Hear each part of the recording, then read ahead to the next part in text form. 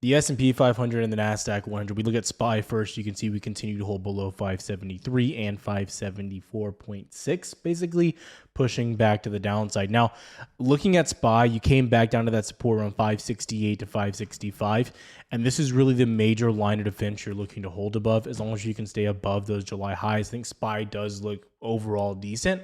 But I will say under 573, I don't want to go long. I want to be pretty conservative here until we get back above that.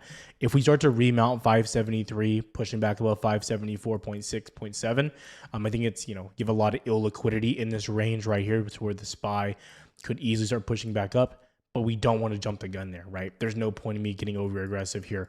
Going into S&P 500 futures, you can see that we're coming back down into some major levels here. Now, I will say there's a little bit of separation, right, because you're already below on ES your July highs, okay? But you're back down into this major support where we were holding before we had the all-time high push here on the SPY, right? That's very important to understand, is that you're coming back down into your major support here, trying to hold this level. This is something that I was sharing with Discord today. It's like you can't really go short down at these levels. And again, like I mentioned, I'm not looking to go long, because I don't think bulls really have control right now.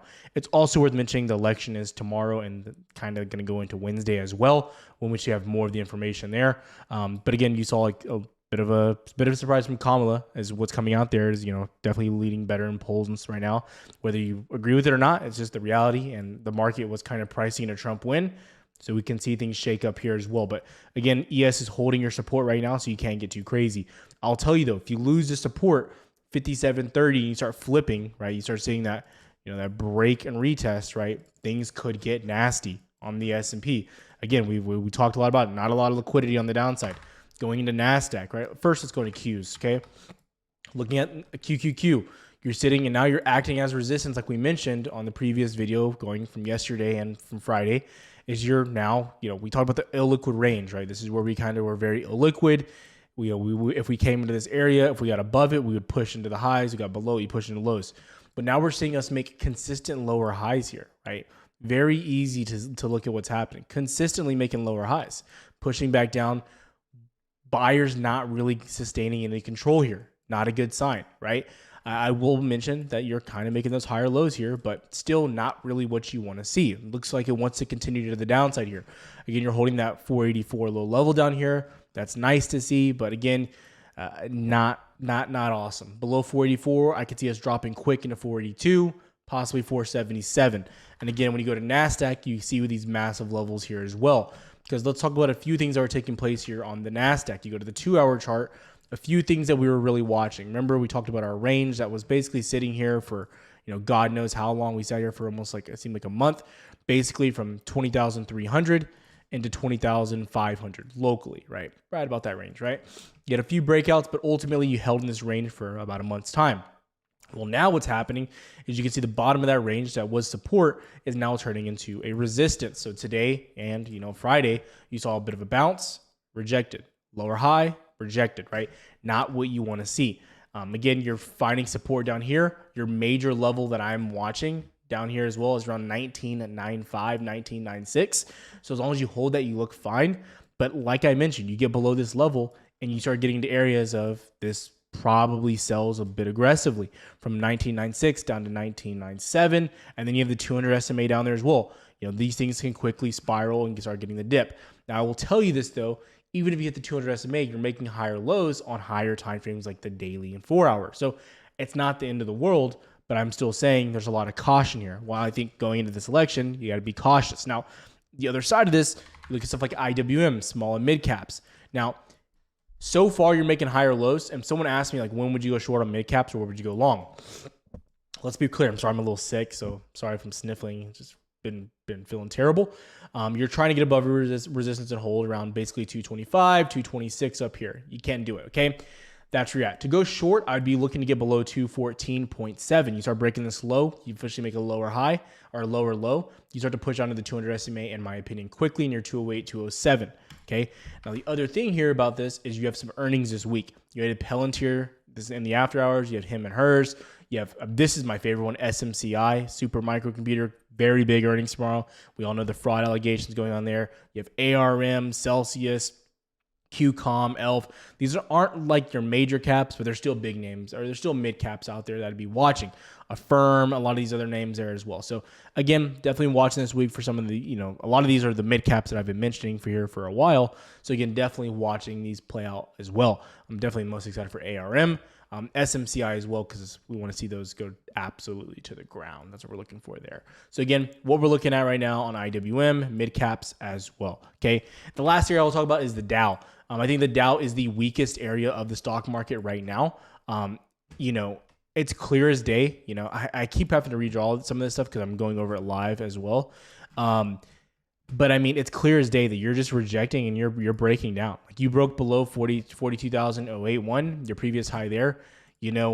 I'm not going to say that we're going to just tank down to 41.1, but you look terrible. Like the Dow is finding no buyers. Like this is a tragic chart right now. And again, a lot of sellers stepping in aggressively, and this is not ideal. So again, you want to see buyers start to step in sooner than later. The other part that I'll add here, and again, I'm not huge on following the Dow, but when we got this big breakup here into highs, the Dow and ES are what was leading the market for the SPY to get that all-time push, and it wasn't the Nasdaq. Like it was Dow really helping SPY get that push, right? Dow didn't make a higher high, made a lower high. So worth mentioning when we're looking at this right now. And again, I mean, Nasdaq is in a very critical spot as it gets back into 1995, which is why I've been obviously a more bearish tone as of recently. I will say though, we do have our rate cut coming in most likely on Wednesday. It's about 100. Right now the odds are 100%, so that is worth mentioning. If you guys are interested, you follow on Twitter as well to get all the updates. I'll have some posts on there. Again, I've just been sick the past basically this weekend. It's my son's birthday. So just posting less. But again, more charts are coming, so check them out there. Sorry. But that's where we're at right now. Also, too, I don't mention it enough, but again, if you're interested in our indicators, everything like that, what's happening with our buy sell volume, the link is down below for Lux Algo. They create all of our scripts, everything in there, so make sure you check them out for day trading specifically. So I want to make sure you understand that. But I keep them off the chart when I'm doing the videos because obviously it looks a lot cleaner without them. So that's where we're at right now. Now, again, I don't want to make too many speculative plays here, talk too aggressively about anything, because honestly, my day trading with stocks has been very minimal. The action's just, you're not getting a lot of good action. You can see you're whipsawing back and forth all throughout the day here, no continuation in either direction. I will say you're favoring the downside and making lower highs, but still you're going back and forth. VIX is also sitting at around $22, worth mentioning. You go to the 4 hour. This has been kind of our little high that we come into, but I mean, VIX looks like it wants to go higher, and it makes sense. You have your rate cuts coming up, you have your presidential election, and again, if this goes the other way, if the market's pricing in a Trump win and goes to Kamala, this could look surprising for the market. You look at Bitcoin. I think Bitcoin is one of the best ways to look at who you think is going to win the election, because again, in my opinion, if Trump wins the election, Bitcoin's going to go absolutely crazy. So again, Bitcoin coming back down to that support as well. And that's really where we're at overall right now in the market, what I'm looking for. We saw the DXY seeing some sellers yesterday, but again, we're kind of sitting at the 200 SMA as of right now. You're seeing the 10-year yield slowly get rejected as well, but nothing major there either.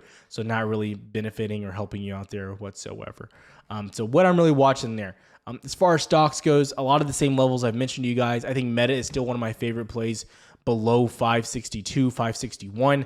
I got stopped out of a small trade today, but I'm not going to lie to you, I'm probably going to keep trading this thing to the downside because I know when it gets to break to 545, it's going to print. So I'm going to have to stay true to that trade. Kind of making a little flat bottom, little descending triangle here. Meta is very weak. You can see the lower highs clear as day there. Very, very weak. So Meta, in my opinion, looks like it wants to take a dive. I think Apple's pretty weak as well, but holding above 220, can't do nothing to hold below 220. What I'm watching for there. Amazon kind of finding buyers off that level we talked about, 195. Buyers keep showing up, you look good, but that's where we're at right there as well. AMD, worst semiconductor in the market right now, absolutely terrible, below 141.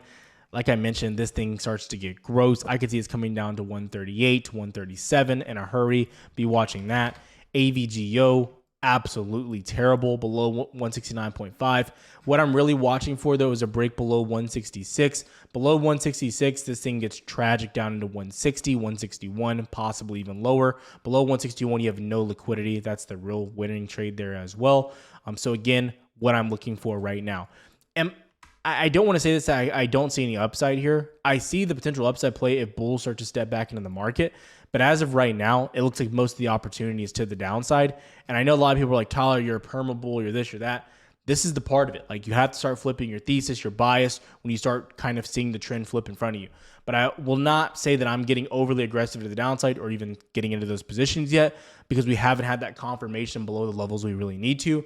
But it's looking more and more like we will see that downside, or we want to at least start to see that downside as well. But again, I'd be a fool to jump to a conclusion while this week is so important with the election and everything else going on. If you have questions, comment down below. Make sure you're following on Twitter as well for all the updates. Again, have a good one, traders.